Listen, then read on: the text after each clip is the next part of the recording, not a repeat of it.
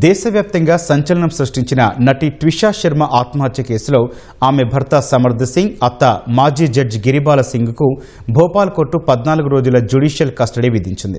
5 రోజుల police custody ముగియడంతో CBI అధికారులు వీరిద్దరిని కోర్టులో హాజరుపరిచారు. విచారణ సందర్భంగా నిందితురాలు గిరిబాల సింగ్ ఒక ఆరోపణ చేశారు.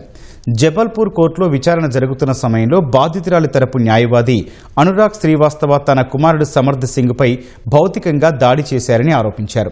ఈ ఆరోపణను న్యాయవాది అనురాగ్ శ్రీవాస్తవ ఖండించారు. ఇదంతా కల్పితమని, కోర్టు ప్రాంగణంలోని సీసీటీవీ ఫుటేజీని పరిశీలిస్తే నిజానిజాలు బయటపడతాయని అన్నారు.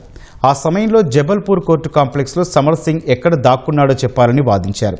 మీడియా ట్రయల్పై నిందితురాలు గిరిబాల సింగ్ అసంతృప్తి వ్యక్తం చేశారు.